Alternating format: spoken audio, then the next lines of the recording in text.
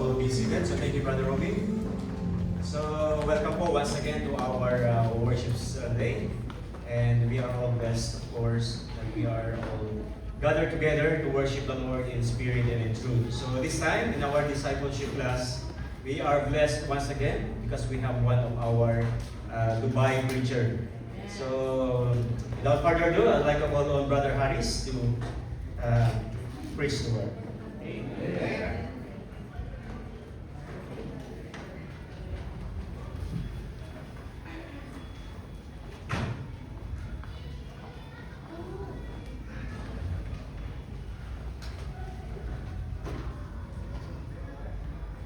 Magandang hapon po sa ating lahat. Kamusta po kayo? Sana. Actually, ano po talaga, masasabi ko na hindi po talaga ako sanay magsalita sa harapan ng maraming tao. But by God's grace, alam po natin na siya lang po ang tanging nagbibigay po ng lakas sa atin upang magpatuloy at magpagamit po sa kanyang gawain. And kamusta po lahat? Na-traffic po ba? So ano po no, before po ako mag-start, gusto ko lang po sana i-comment po yung aking wife. Kasi every time nag-aaral po kasi ako ng salita, lagi may paano yan, may padona. Tsaka ano, yung kape, para pag nag-aaral sa gabi, hindi ako inaantok. Parang gano'n. So yun, salamat sa aking asawa. So yan po no. Ang ating topic po ngayong araw ay patungkol po ito sa Good Samaritan. Ito po ay matatagpuan natin in the book of Luke, verse 10 to 27. So before po natin basahin yung ating message, so gusto ko lang itong ipaalala sa ating lahat na bilang isang Kristiyano po, napakasarap po ng tumulong sa iba. Lalo na hindi po natin sila kamag-anak, hindi po natin sila kapamilya, pero itong tao ay tinulungan natin out of our boundary. And ito po ang utos ng ating Panginoon na tayo po ay maging mapagmahal sa ating kapwa. Tignan po natin ang ating mga kasamahan ngayon. Tignan po natin ang mga kasamahan ngayon. Maaring sila po ay nangangailangan ng tulong, hindi man physically but spiritually. Marahil ang kasamahan po natin ito ay parang nahihirapan na sila sa kanilang mga kasalanan. Sila ay mga nalulungkot, pati kaya sila may mga problema po sa kanilang mga pamilya. So bilang isang Kristiyano po, napakasarap tumulong, hindi man po financially, but even sa pagbibigay po ng mga advice sa kanila. Ito po ay isang dakilang command ng ating Panginoon. So pag-uusapan po natin, once again, ang Good Samaritan. So pwede po ba tayong tumayo at basahin ang buong talata ng Good Samaritan. Ito po ay matatagpuan from Luke 10 verse 25 until 37. So andyan na po ba ang lahat? Sabay-sabay po natin siyang basahin. Luke 10 verse 25 begin. And behold, certain lawyers stood up and heaven saying, Master, what shall I do to inherit eternal life? He said unto him, What is written in the law? How readest thou? And He answered and said, Thou shalt love the Lord thy God with all thy heart, with all thy soul, and with all thy strength, and with all thy mind, and thy neighbor as thyself. And he said unto him, Thou hast answered right, this do, and thou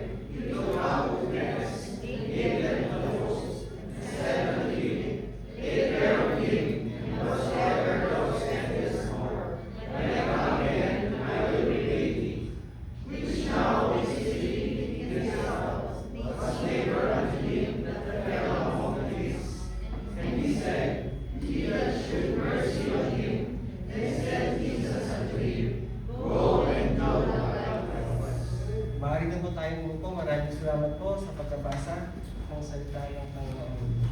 So ito po, itong story po na to ay isa po sa pinakamamahal ng Panginoon dahil ito po ay patungkol po sa pagtulong po sa ating kapwa. So ang ating pong pag-aaralan ngayon ay tungkol sa ating mga puso. Kakausapin po natin ngayon ang ating mga puso. Sapagkat dito po sa parable na ito, meron tatlong character. Ito po ay isang priest, isang Levites, at isang Samaritan. So yan po, no? Before tayo start, syempre kailangan po natin maunawaan muna kung ano po ba ang background nito ang parable na ito. And ang parable po, di ba, it is known as earthly meaning with heavenly language. So yun pong ibig sabihin nun. So ito po, no, yung historical background po nito, who?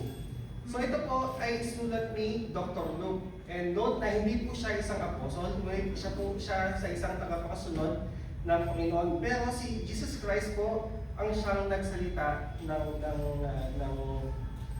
parable na ito. So kailan po ito isinulat? Noong 30 AED, during Christ's ministry on His way to Jerusalem in Judea under Roman rule. And saan po ito nangyari? On the notorious road from Jerusalem down to Jericho, a steep 17-mile desert pass of fear of its robbers and danger. So imagine niyo po, no, yung Jerusalem po is nasa bandang tuktok po siya ng lugar. At ang Jericho po is nasa bandang baba. And yung description po dito, it is narrow. And it is danger. So, sinerge ko po, no, kung gaano kalayo itong 17-mile narrow, it's about 29 kilometers po. That time, yung mga mayayaman lamang po ang may mga transportation like yung mga donkey, yun pa po yung mga gamit before eh. Pero ito pong traveler na ito, siya po ay naglalakad. At habang naglalakad po siya, may mga masasamang tao po na gumawa ng masama sa kanya. So later po, pag-usapan po natin kung ano po yung ginawa ng mga masasamang tao sa kanya. So next slide po, yung setting. So the circumstances that surrounds the parable telling. So number 1 po yung journey. Nagsimula po ito nung sa Luke 9 verse 51. Paki-flash po sa screen, Sister Yani. Luke 9 verse 51. So sabi dito, and it came to pass when the times was come that he should be received up. Then 70 set up his face, go to Jerusalem. So ito po ang Panginoon po ay papunta na po sa Jerusalem. And kung babasahin po natin yung kasunod ng mga verse, marami po siya mga follower dito. Kaya si Jesus Christ, pumunta po siya sa Jerusalem along with a huge crowd of followers. And then meron po tayong opposition dito. Ito po yung isang lawyer kung saan siya po ay nagtatry na itrap po ang ating Panginoong Jesus. So next slide po, no? The question that reveals the heart. So the Lord Jesus Christ answered a lawyer test, not with a rule, but with a story that moves a question from who is my neighbor to what kind of neighbor I am. So dun po sa Luke 10 verse 25, ating pong pag-uusapan verse by verse.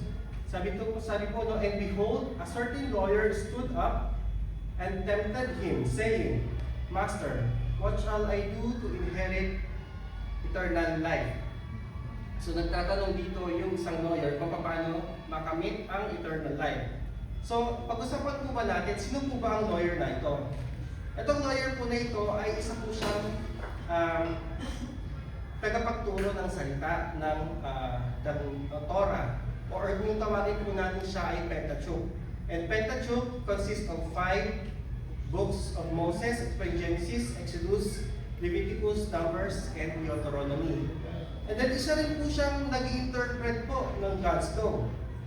May mga nagtatanong din ng mga tao sa kanya kung paano i-interpret ang salita ng Panginoon. So ibig sabihin, itong lawyer po na ito, hindi po siya ordinary people. Siya po ay extraordinary sapagkat meron po siyang katungkulan. Nilalapitan po siya ng mga tao at siya po ay isang scholar ng law that time, yung tinatawag po na Pentateuch. Then pangalawa po, stood up, being yung lawyer po dito, masasabi po natin siya po ay may paggalang sa Panginoon because that time, when you stood up and asked for something, it is a sign of respect. But though alam po natin na ang purpose po ng lawyer na ito is to trap Jesus Christ. So tinetempt siya na magkaroon ng debate. So parang imagine lang po natin, no? Kasi nakaupo po yung lawyer and may mga kasamahan. So paglapit niya kay Jesus Christ, habang tumayo siya, ibig sabihin parang yung crowd is napunta na po yung attention sa kanilang dalawa. Na-imagine niyo po ba yung nangyayari? So parang lahat na po nakatingin sa kanya na ano kaya sasabihin ni Jesus Christ dito. Pero ang Panginoon po is sadyang napaka-talino po, no? Kasi tinanong po siya dito, what shall I do to inherit eternal life? So, ang sinagot po ng Panginoon sa verse 10, Luke 10, verse 26, ang sabi po dito, He said unto him, what is written in the law, and how readest thou? Meron po ba tayong napansin dito sa sinabi ng Panginoon? Siya po ay isang scholar, yung lawyer po ay isang scholar. So, sabi ng Panginoon, di ba ikaw ang scholar? Sagutin mo, ano ba ang law? So, sinagot po ito ng lawyer. So, sinagot siya ng lawyer, no? Ano po bang sabi niya? And answering said, Thou shalt love the Lord with all thy God with all thine heart, with all thy soul, with all thy strength, and with all thy mind, and thy neighbor as thyself. So, ano po ba yung puso dito, no? Number 1, love for God with all the heart, with soul, strength, and mind. Number 2, love for neighbor as fully as you love yourself. And pangatlo, 2 commands that binds together as one. So itong law po na ito ay hindi po pwedeng magkahiwalay. Yung yung verse po na paki-flash po Sister Yani, Deuteronomy 6 verse 5.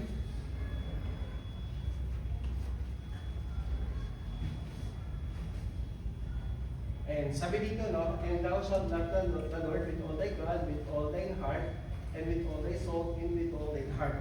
Ito pong verse na to, ito po ay tinatawag nilang Shama kung tawagin. Ito po yung daily prayer na sinasabi po ng mga Jews. And yung Deuteronomy 9 verse 18 po, pakita Sister Yani. Yan.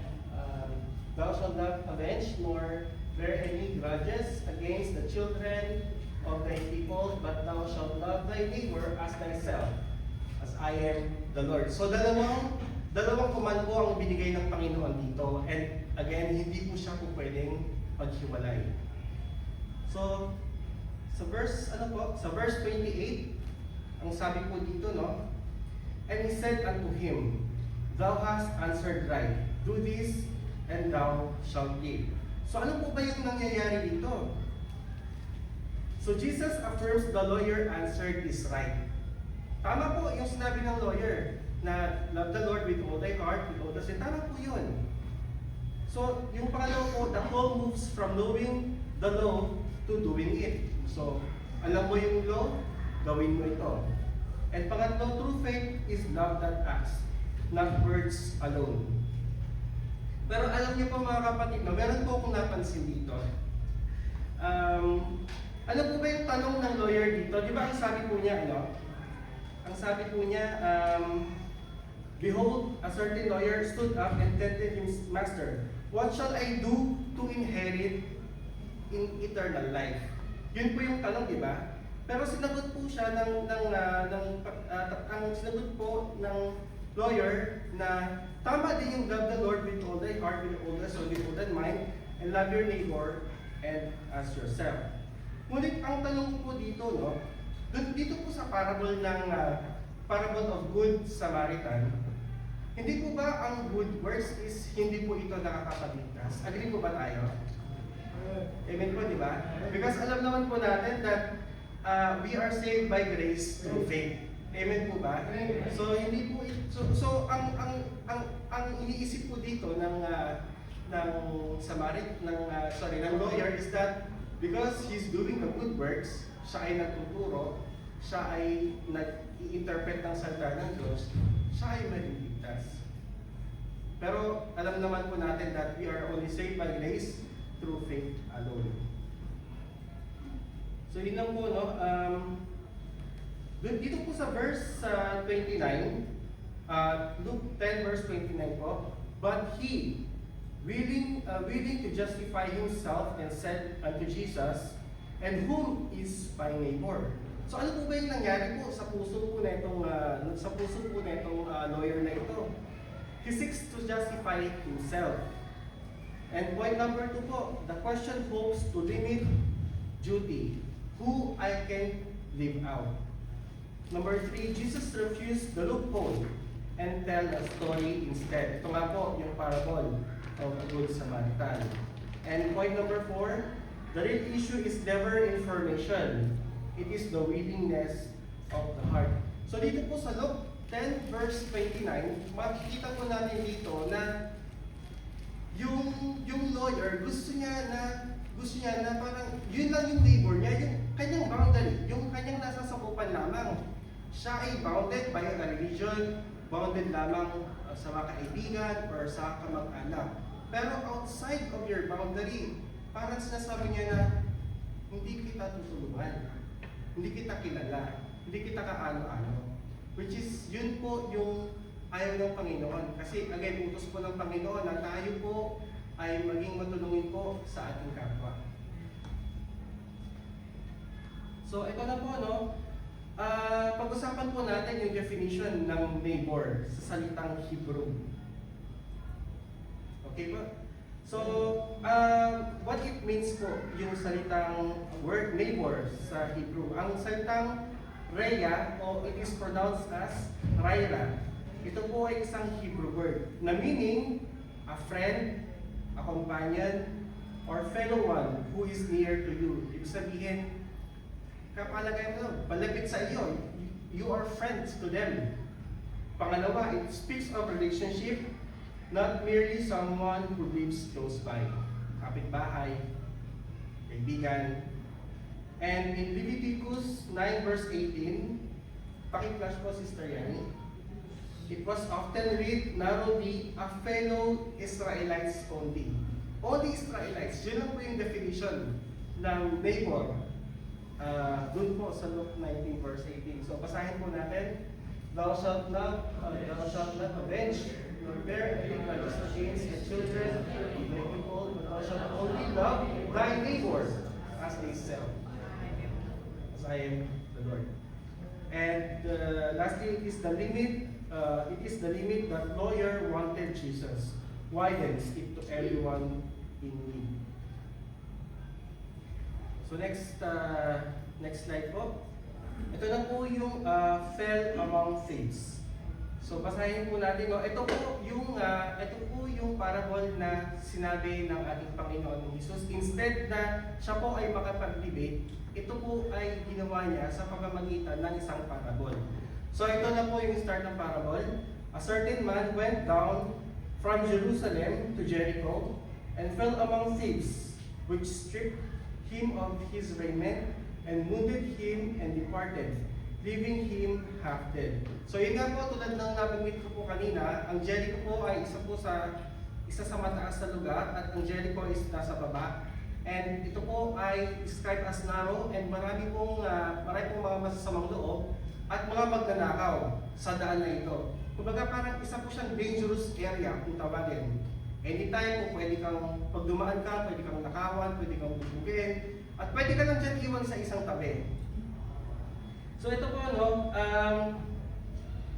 ito pong taong to na binugbog ay isang larawan ng isang kaluluwang walang kalaban-laban.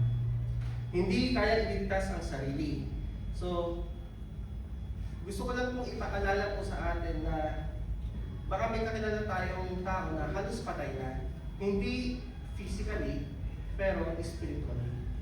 So, minsan po, di ba, baka dinadaan-daanan lang po natin sila. Hindi po tayo nagiging sensitive sa tawag ng Panginoon. That's why, ang panawagan po ng ating Panginoon, maging sensitive po tayo sa mga tao. Gusto natin, sa mga tao nangangailangan. Alam natin na sila ay nagpapakasasa sa kasalanan o nahihirapan na. Pero maybe the Lord is knocking you right now sa ating mga puso na it is time for us to help these people in need. So ito po, no, pag-usapan po natin yung certain man dito. Di ba, ang unang word po sa parable is a certain man. Hindi po siya pinangalanan ni Dr. Luke. Bakit po? Pag sinabi po kasi ni Dr. Luke na isa po siyang Jews, baka yung mga Samaritan na dumaan, hindi siya tulungan. O di kaya, kapag ang tao na nasa nakahalusay, isang Hudyo, I mean, parang it is, makikita natin na parang selective lang yung pagtulong. Naiintindihan po ba? Parang selective lang. Kaya hindi po ito pinakalanan. Kumbaga parang ang taong ito is out of nowhere. He is just a man na nangangailangan ng tulong. Wala siyang pagkakakilanlan. Ang sabi nga po, di ba? Hinubaran siya. Kinuha yung kanyang yung mga damit at yung mga raiments, kanyang mga raiments. Kaya napakahalaga po sa atin na bilang isang Kristiyano, maging matulungin po tayo.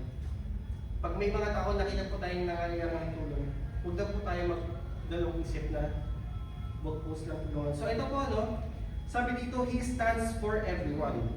An unnamed man could be any man. The need is universal. So pangalawang point po, no labels to sort by. Strict and silent.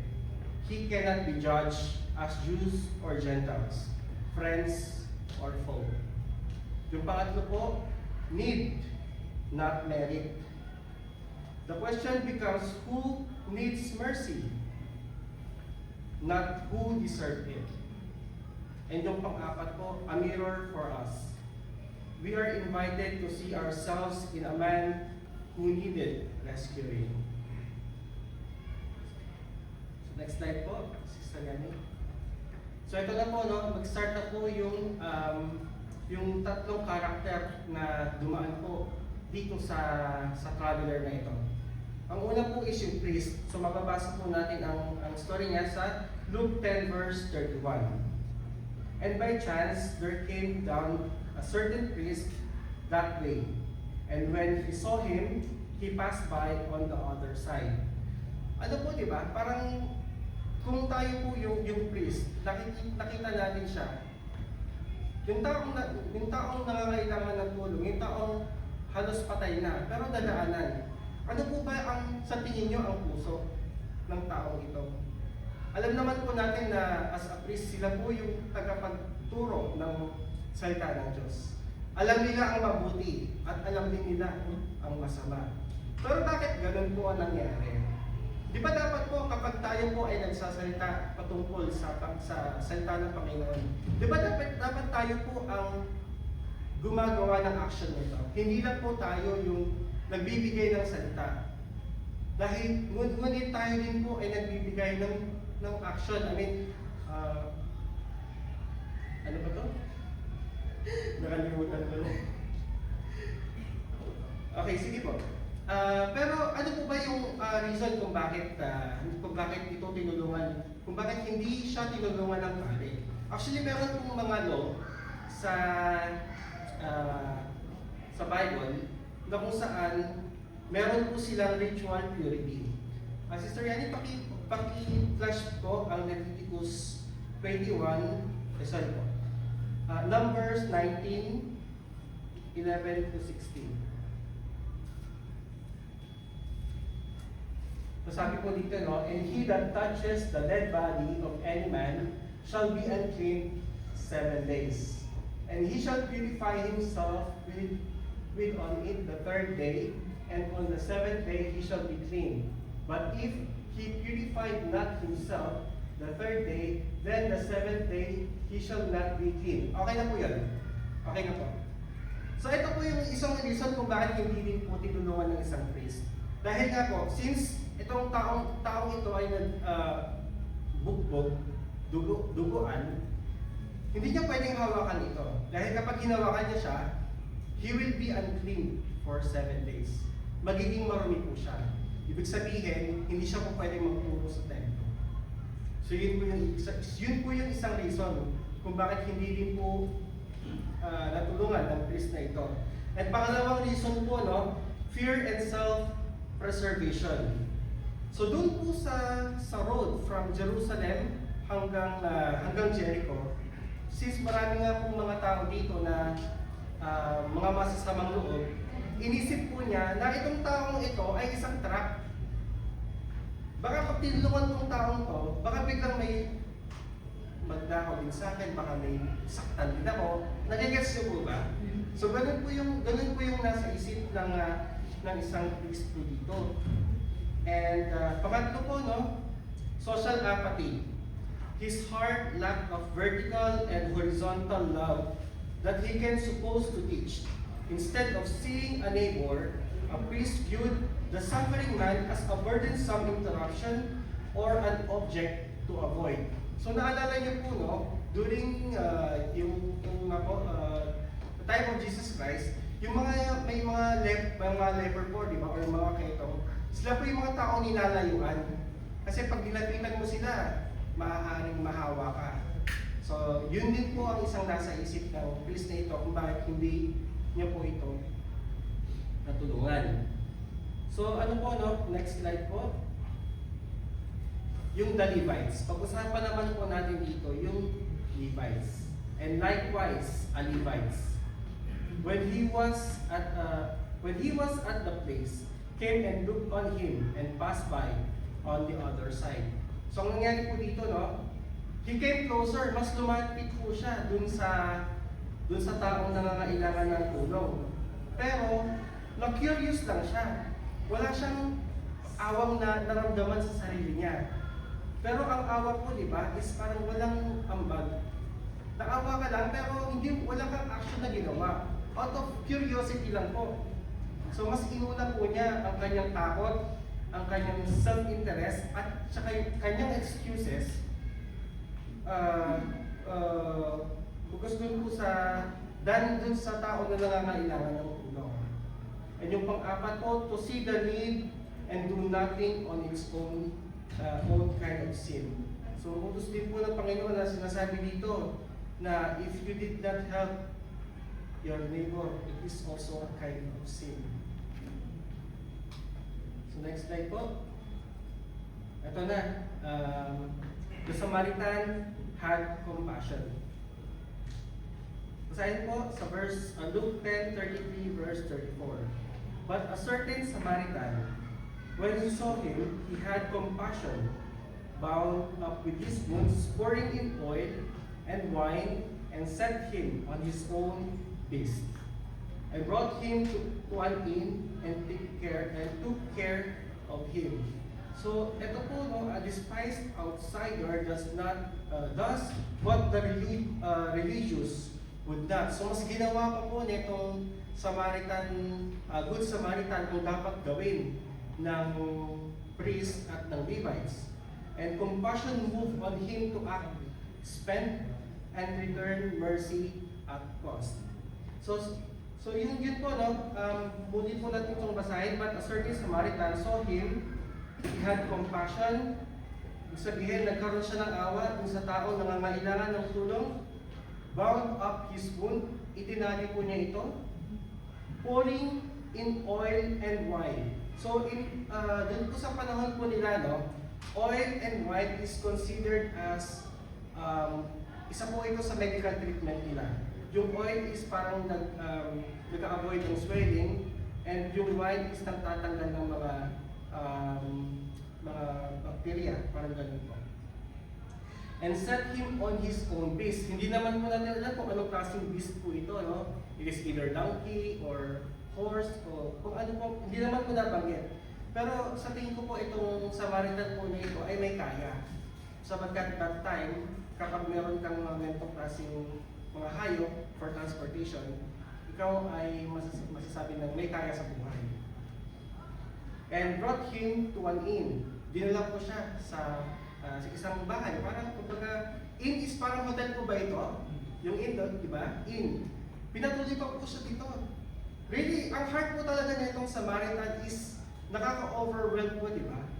He is willing to extend his help sa taong hindi niya kilala. And nakakapagtaka din po, no, kung atin pong babalikan, naalala ko lang po, no, naalala po ba natin yung the woman at the well?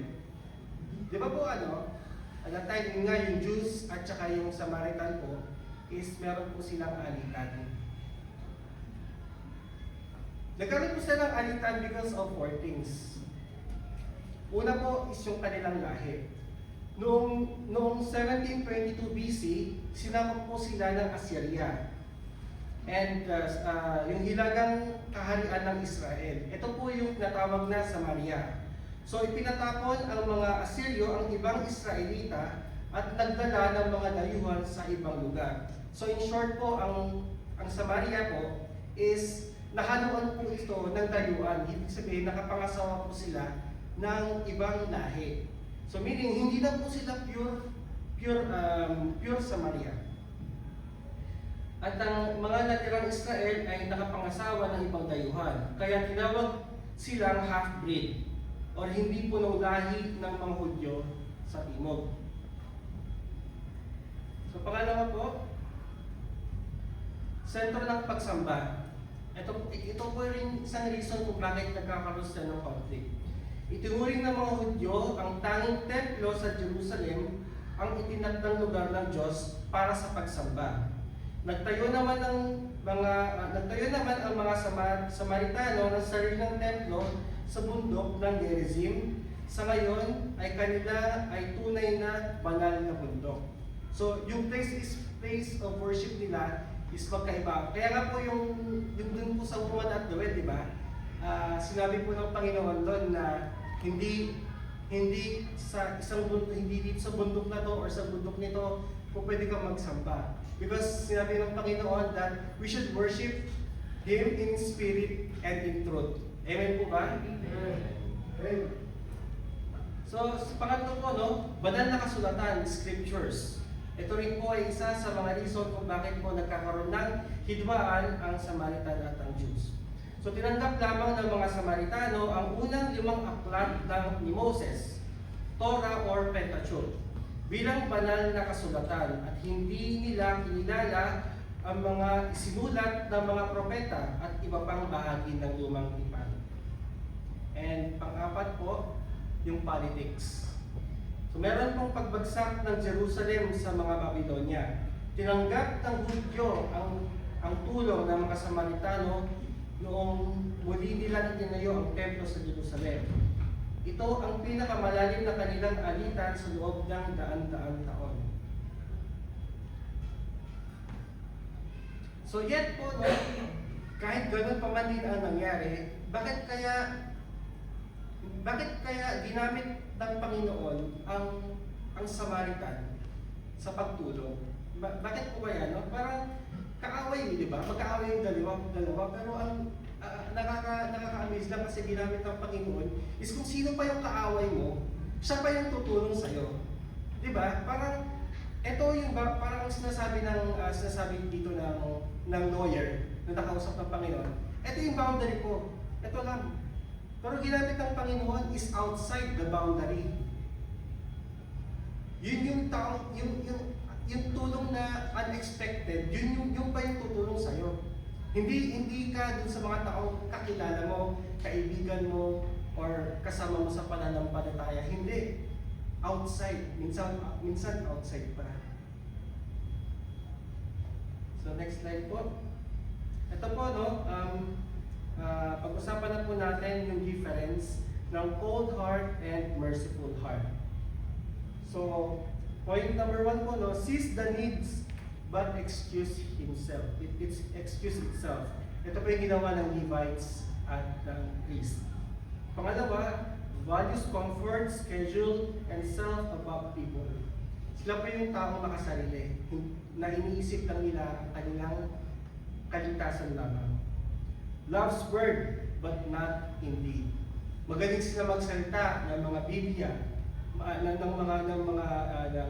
mga law. Kabisado nila ito, pero hindi nila ito may isa pang buhay. Pang-apat, leaves the wounded exactly where they lay. Wala po silang ginawa. Hindi sila naawa. So ito naman po ang heart that draws near, sees the need and is moved on with compassion. Naawa po ang Samaritan nung nakita po nilang tao naghihingalo. Cross the road at personal cost. Ito po, no,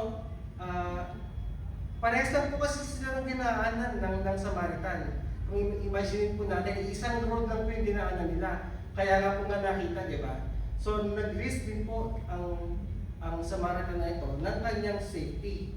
Bilis niya yung kanyang safety para matulungan niya po itong traveler. Pangatlo po, give time, care, and resources freely.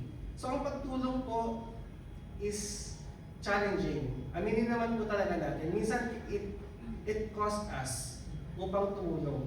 Kailangan natin i-sacrifice yung ating care. Yung ating comfort. Imbes na ikaw na lang yung pumunta sa di ba?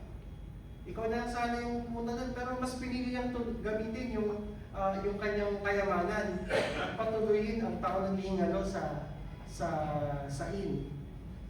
And pang-apat po, love the neighbor as itself. Keeps caring. So inalagaan pa niya. In-extend niya yung kanyang help. Nag-stay pa siya ng ilang araw. At nagbigay pa siya ng 2 dinar. Even yung pera po talaga is, kailangan po talaga gamitin sa pagtulong ko sa kapwa. Next slide po. So ito na po, no? Actually malapit na po ito. So ito po yung different travelers. 3 travelers, 3 hearts. Saw him and passed by. Naramdaman po niya indifferent, tranquil, over mercy, and yung ginawa niya, cross the other side.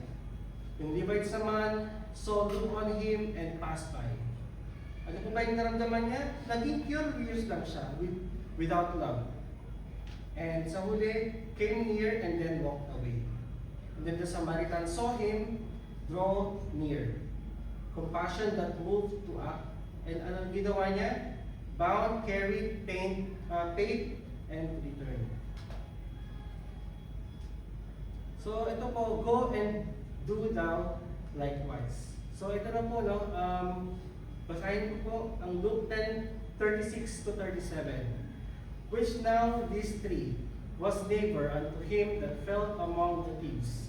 And he said, he that showed mercy on him. So ito po, no? Atin pong pansinin itong salitang to, he that showed mercy on him. Hindi niya sinabing Samaritan.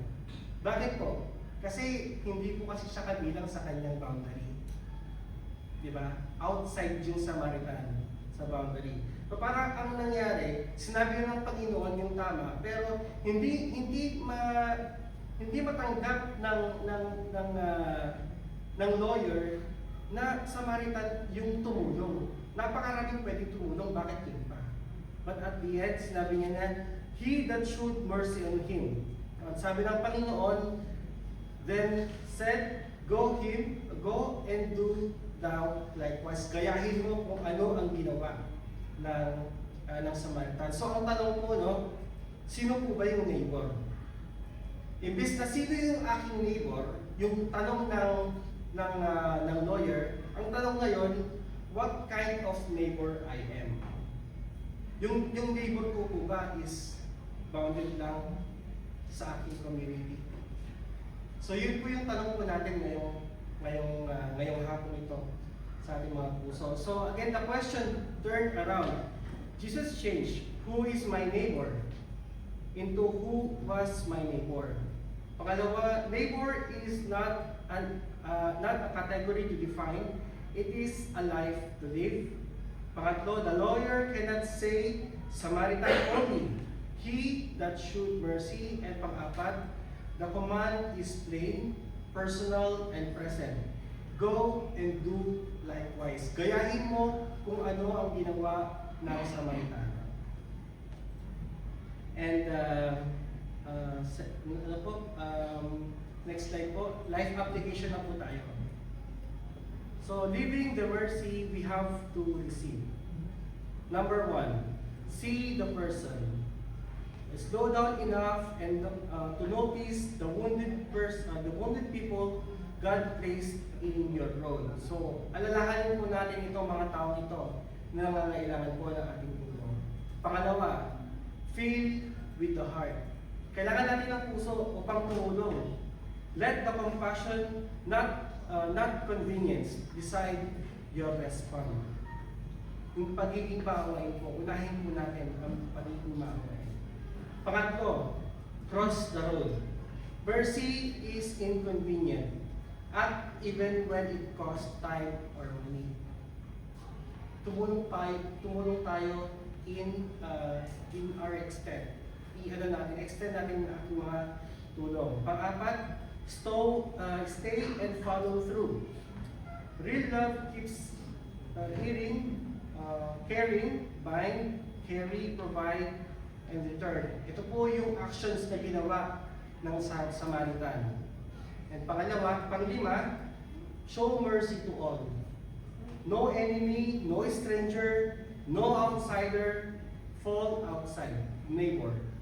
So, palawakin natin ang ating network sa pagtulong. And lastly, last na po, pang-anim, remember your own rescue. We love because the Lord first had compassion on us. Unang tayong minahal ng Panginoon bago tayo nagmahal sa iba. So, yun na po ang last slide. Go and thou likewise. Be the neighbor. So, again po, maraming salamat sa pakikinig and I pray na kahit pa paano tayo po ay may natutunan ngayong hapon ito. Ako po ay nagagalak dahil ako po ay nagkaroon ng pagkakataon na makapag-share po ng salita ng Panginoon. So, again, God bless po sa ating lahat and salamat po. Amen.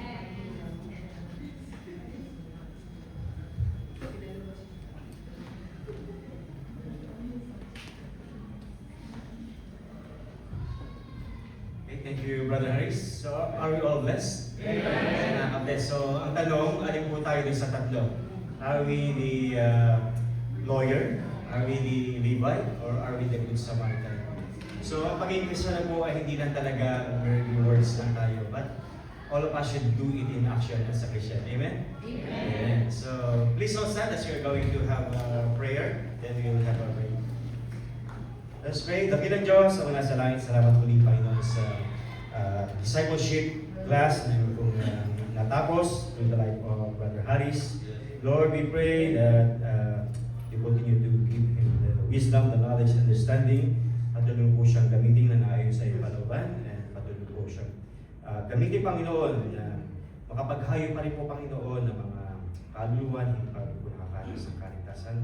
Even, Panginoon, sa amin po as a Christian nabanggit, sana po ang bawat isa ay tunay na tumalima sa inyong kautusan, sa inyong pinapahatid sa amin sa mensahe ito, na hindi lang po kami just really isang tao na walang gagawin, without doing anything according to the word, but use us, O Lord, mightily sa inyong pong upasan.